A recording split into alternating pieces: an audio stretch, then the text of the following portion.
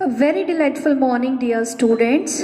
Welcome to our online video session for class 9th, subject biology. Today in this session, we will be discussing in continuation with chapter number 2. Today, we will discuss about the different type of plant tissues in today's video.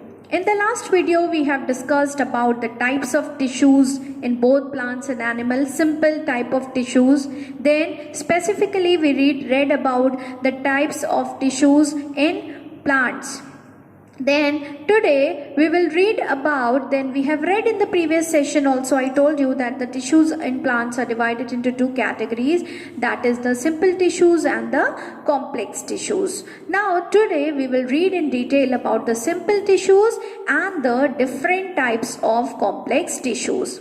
So heading to our first topic, that is simple permanent tissues. So we have seen that the tissues in plants are divided into two parts, meristematic and permanent tissue. We have already discussed about the characteristics, the types of meristematic tissue.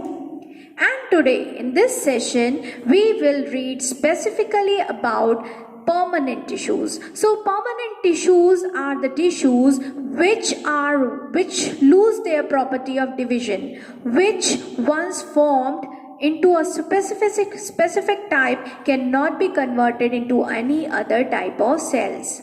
So that is why the name permanent is given to that. And every cell, once it get converted into a specialized one, perform their specific and specialized function till the end of their life. Then the permanent tissues are again categorized into simple permanent tissue and complex permanent tissue. Coming on to simple permanent tissue. Simple permanent tissues are the tissues, or they are made up of simple same type of cell performing single function. That is why they are also called as homogeneous tissues, because each cell in this type is similar morphologically and histologically, as well as they are functionally similar. The simple permanent tissue can further be divided into two types of tissues, that is protective tissue and second one is supporting tissue. What are protective tissue? As the name suggests, that these tissues are generally meant for protection of a plant. They are generally meant for the protection of the plant, and that is why they are usually centered, or you can say they are usually found around the coverings of the leaves, the coverings of the stem, roots, different flower parts, different parts of any other part of the plant, and their basic function is security and protection of a plant. Okay, then this simple protective tissue can be categorized into two subheadings, that is epidermis and cork or phloem. Epidermis is the outer protective covering which is found in all the monocot as well as dicot plant. It provides protection to all the organs of the plant. Okay, it gives a covering to the plant,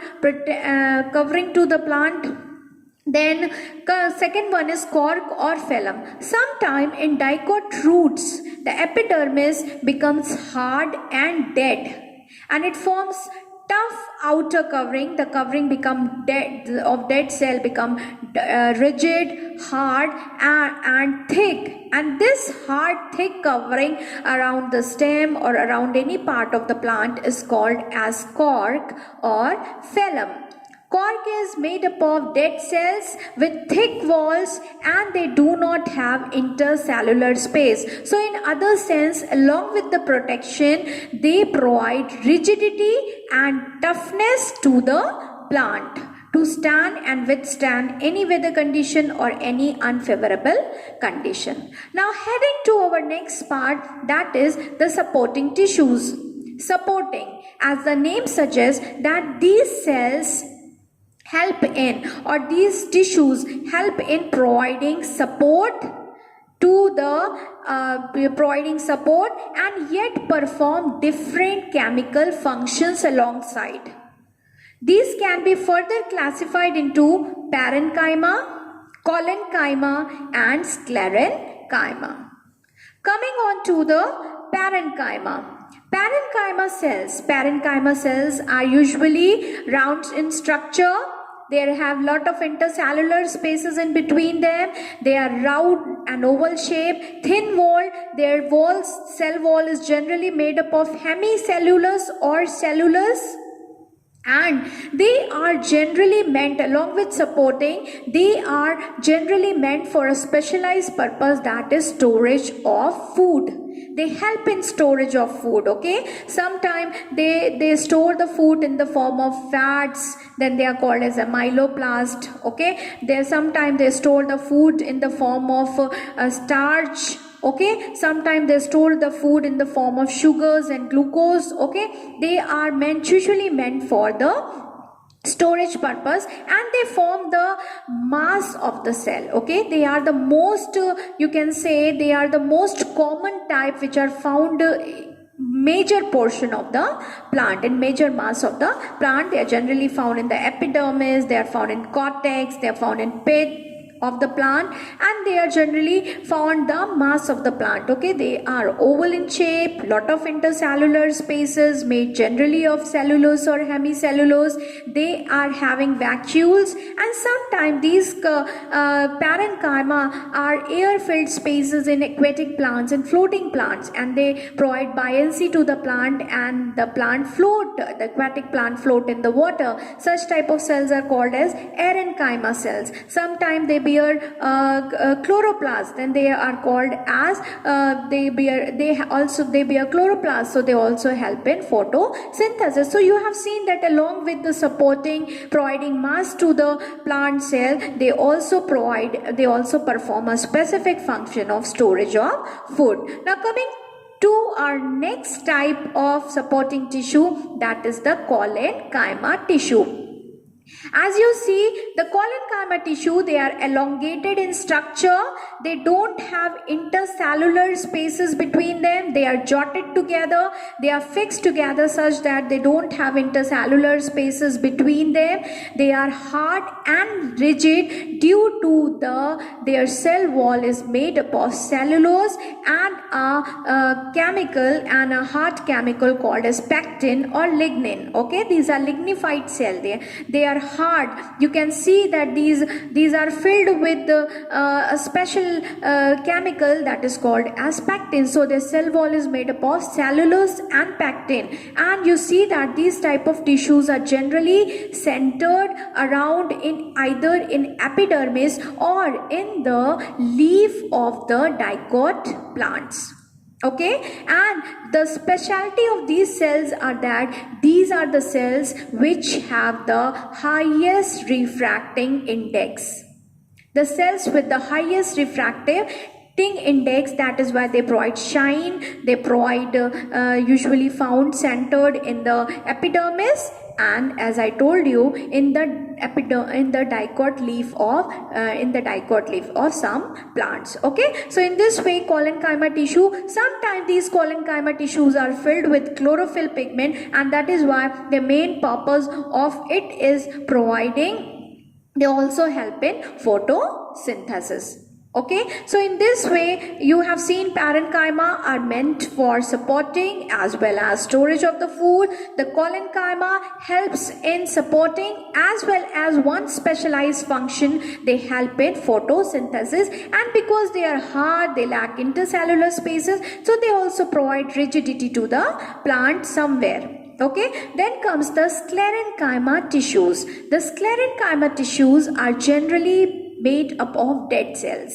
Okay, they are made up of dead cells. They are highly lignified. You can see that the corners of, and they are in the form of long fibers. Okay, that is why these tissues are sometimes referred as sclerenchymatous fibers. They are also called as sclerenchymatous fibers, and these are found in the stem, generally in the vascular bundles of the plant. Okay, and they provide strength and support and rigidity to the plant, and also sometimes help in transportation, because you can see their corners are highly lignified, the corners are highly cornified, you can say, not lignified, they're cornified. Okay, that is why thick, very thick, and they lack cytoplasm, their cell lacks cytoplasm, so that is why they appear dead in structure.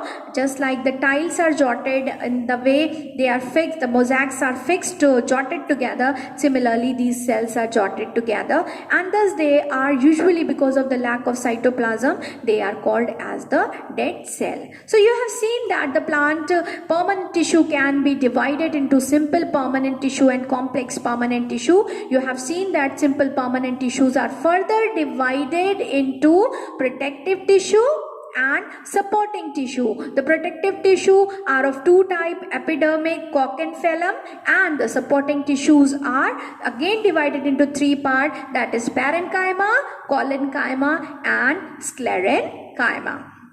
Now moving ahead with the next heading, that is the complex permanent tissue. Okay, these tissue are generally meant for transportation of water, food, minerals,